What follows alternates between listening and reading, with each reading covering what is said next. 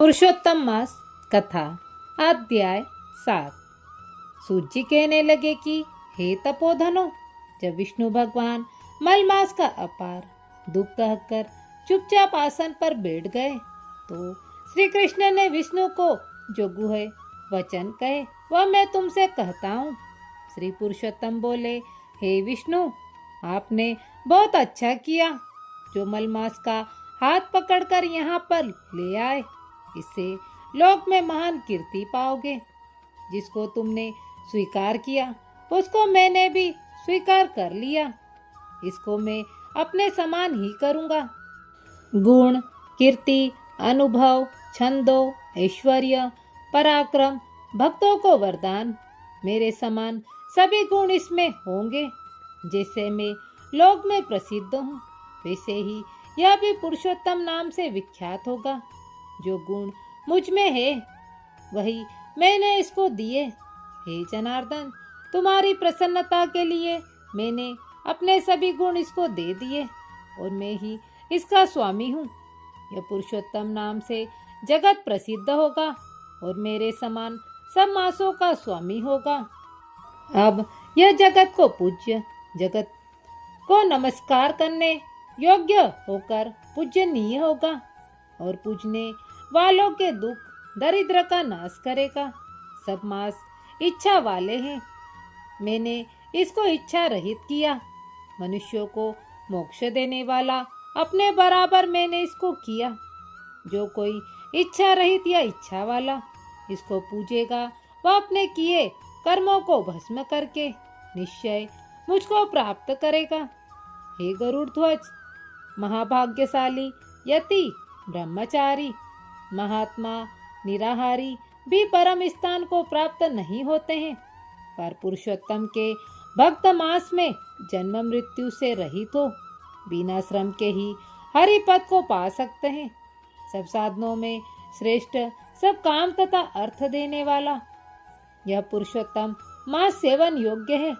जैसे हल से बोए हुए बीज करोड़ों गुना बढ़ते हैं वैसे ही पुरुषोत्तम मास में किया हुआ पुण्य कोटि गुना बढ़ता है।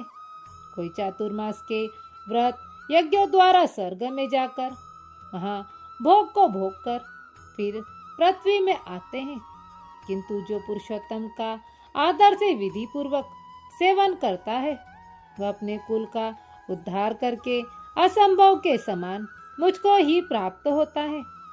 जो महा अज्ञानी मनुष्य इस मास में जब दान आदि नहीं करते और अच्छे कर्म नहीं करते, देव तीर्थ तथा ब्राह्मण से बैर करते हैं, वे दुष्ट भाग्य वाले दूसरे के भाग्य पर जीने वाले हैं।